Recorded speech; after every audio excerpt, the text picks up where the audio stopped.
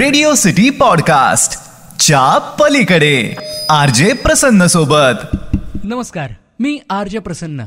च्या पलीकडे या पॉडकास्टमध्ये तुम्हा सगळ्यांचं मनपूर्वक स्वागत आहे. आज आपल्यासोबत एक स्पेशल पर्सनॅलिटी असणार आहे, ज्यांना आपल्या लहानपणापासून आपण पाहतोय.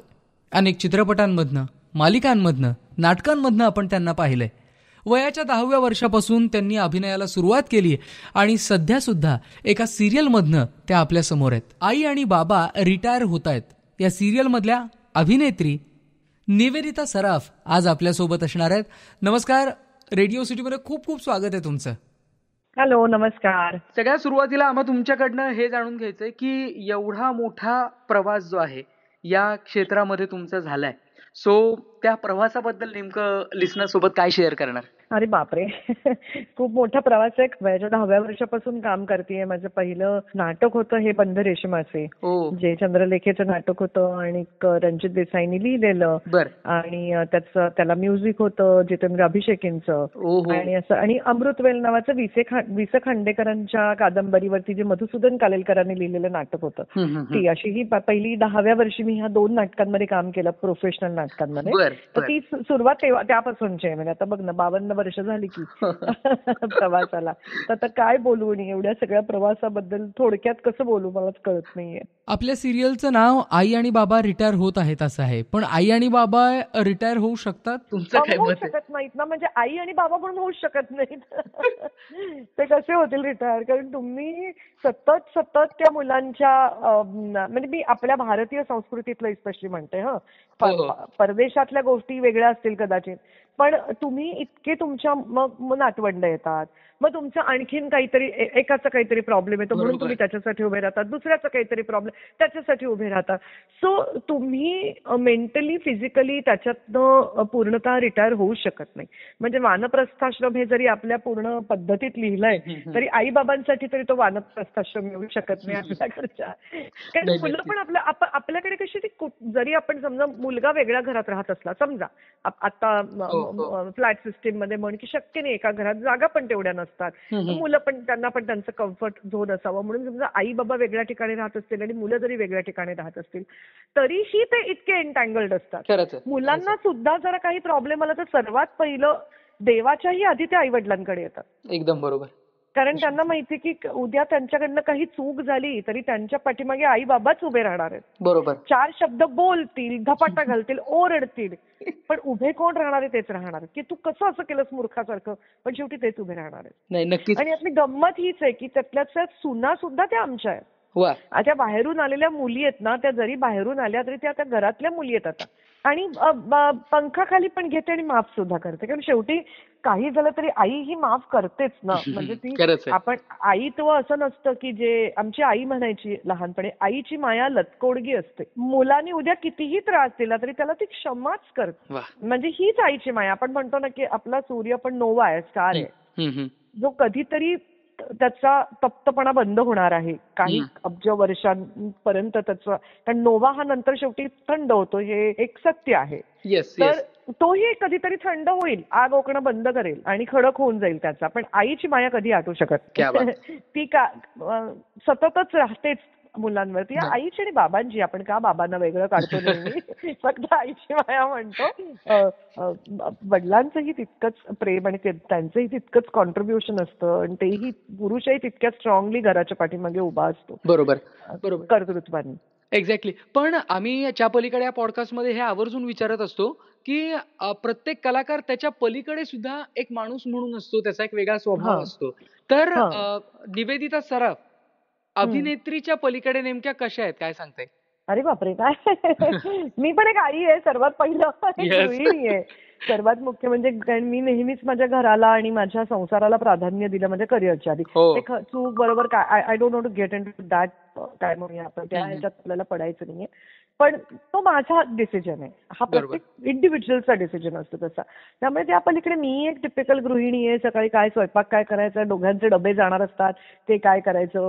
पण मला खूप छान 2 स्ट्रॉंग माझ्या घरात, आमच्या सविता नार्वेकर आहे, आई मुलींची मुलगी जोडी माझ्याकडे. मी म्हणणार मी काम करते, माझ्या कुटुंबाचा एक भाग आहे. तर त्यांची खूप मला मदत असते जेव्हा मला सगळं घरातलं, म्हणजे तरी पण भाजी काय आणली पाहिजे, फिश काय येणार आहे, आज कुठला वार आहे, काय जेवण गेलं पाहिजे, हे सगळं तर विचार करावाच लागतो. त्याचबरोबर काहीतरी बाबा बघा ना लाईट चालत नाही, ते इलेक्ट्रिशियनला बोलवायचंय, काहीतरी बाथरूमचा नळ गळतोय तर प्लंबरला बोलवायचंय, हे पण रिमोट कंट्रोलनी तुम्हाला ऍडजस्ट करायचं असतं. काही मी उद्या येणार नाहीये, आत्ताच मला उद्या यायचं नाहीये, की बाबा ड्रायव्हरनी म्हणलं की माझ्या मुलांचं ते मला आधार कार्डचा प्रॉब्लेम सॉल्व्ह करून घ्यायचा आहे, मग ठीक आहे आज तो येणार नाहीये तर आपल्यालाच गाडी चालवत न्यायची, किंवा या सगळ्या ज्या गोष्टी असतात ज्या एका गृहिणीच्या मागे, एका आईच्या मागे, एक बाबा आता माझा मुलगा येणार आहे 24 तारखेला आणि आम्ही 5-6 वर्षांनी आम्ही 3 जण पहिल्यांदा न्यू इयरला एकत्र असणार आहोत. आणि तो फक्त 10 दिवसच आहे. मग त्याला काय आवडतं ते काय काय मी त्याच्यासाठी खायला, म्हणून आम्ही ना अजून कंदील काढला नाही, कारण तो कधीच दिवाळीला 6 वर्षात घरात नव्हता. तर म्हणून मी ते सगळे दिवाळीचं कंदील, ते लाईट सगळेच ठेवलेत. म्हटलं तो आल्यावरती आपण जरा दिवाळी करूया, त्याला आवडतात तशा शंकरपाळ्या करायच्या, चकल्या करायच्या. तुमची दिवाळी आई म्हणून तो आला की आमची साधू संत येते घरात, तोची दिवाळी दसरा. त्याचबरोबर मुलं असतील घरात तेव्हा तुमचा दिवाळी दसरा. आमचा मुलगा येईल तेव्हा आमची दिवाळी असणार आहे. बरोबर. पण तुम्ही 10व्या वर्षापासूनच खरं तर काम करायला सुरुवात केलं, त्याच्यामुळे हेच तुमचं मुख्य क्षेत्र जे आहे ते बनलं.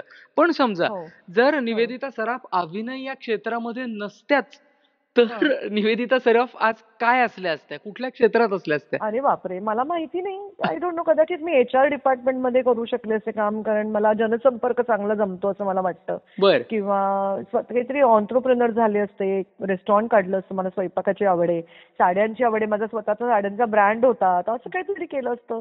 जर नोकरी केली असेल तर नक्की HR would have been my field असं मला वाटतं, ह्युमन रिसोर्स. असं काहीतरी केलं असतं, काय माहिती. ओके. मधल्या काळात तुम्ही ब्रेक घेतला त्यावेळेस सांगू शकता, किंवा आता शूटिंगच्या सगळ्या व्यस्त शेड्यूल मधनं थोडासा वेळ स्वतःसाठी ज्यावेळेस मिळतो त्यावेळेस काय करतात निवेदिता सराफ? वाचन, मला वाचायला खूप आवडतं. वेगवेगळ्या वेब सिरीज आणि बघायला आवडतं. त्याच्यामुळे नेटफ्लिक्सवरचं काहीतरी बघणं, आजूबाजूच्या काहीतरी वेब सिरीजेस बघणं, सिरीजेस बघणं, असं मला आता सध्या आमची अशोक मामा नावाची अशोकची सिरियल जी चालली आहे टीव्हीवरती, I am a creative head for that. So त्याचाही लेखक चिन्मय मांडलेकरच आहे, मुग्धा गोडबोले रानडे. तर त्या दोघांच्यावर डिस्कस करणं असं काहीतरी चालूच असतं. ते एक डोक्याला सतत चालूच असतं खाद्य. पण त्याचबरोबर मला वाचायला खूप आवडतं. मला जुनी गाणी ऐकायला खूप आवडतात. मला आणि अशोकला दोघांनी आवडतात. आम्ही असं घरात बसलो की छान अशी जुनी गाणी लावतो. मला कॉफी प्यायला आवडते, त्यांना चहा प्यायला आवडतो. तसं मस्त काहीतरी छान जुनी गाणी आम्हाला दोघांनाही खूप आवडीचा विषय आहे.